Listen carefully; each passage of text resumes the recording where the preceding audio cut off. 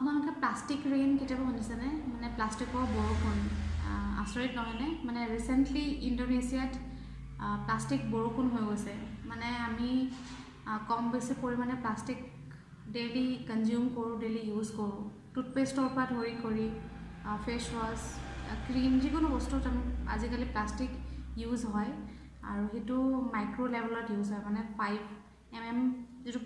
limit হয় তাতকৈ কম হ'লে মাইক্ৰ' প্লাষ্টিক বুলি কয় বেলেগ বেলেগ ধৰণে আমি প্লাষ্টিক ইউজ কৰোঁ কিন্তু আমি গম নাপাওঁ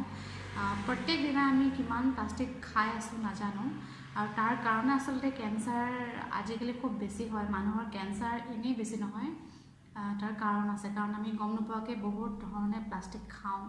আৰু সেইকাৰণে এই যোনটো এনভাইৰমেণ্টত কাৰণ আমি যেতিয়া কনজিউম কৰিছোঁ সেই বস্তুটো এনভাইৰমেণ্টেও লৈছে বা পৰিৱেশেও সেই বস্তুটো ল'বলগীয়া হৈছে আৰু প্লাষ্টিকটো এনেকুৱা এটা বস্তু যিটো বস্তু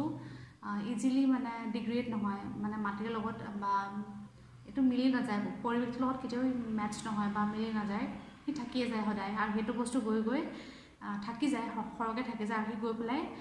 এটমছফিয়াৰ যিটো বাতাবৰণ তাতো গৈ পেলাই ষ্ট'ৰ হয় ডাৱৰখিনিৰ লগত আৰু তেনেকেই প্লাষ্টিক বৰষুণ হৈছে খুব বেয়া কথা হৈছে মানে পৰিৱেশটো এনেকৈ আচলতে নষ্ট হৈ গৈ আছে আৰু তাৰ সেইটো কথা আমি বা আমাৰ যি চৰকাৰ তেওঁলোকে কিন্তু চিন্তা কৰাটো উচিত কাৰণ মানুহৰ স্বাস্থ্য আৰু পৰিৱেশটো মেইন তাৰ পাছতহে গোটেই বস্তুখিনি হয়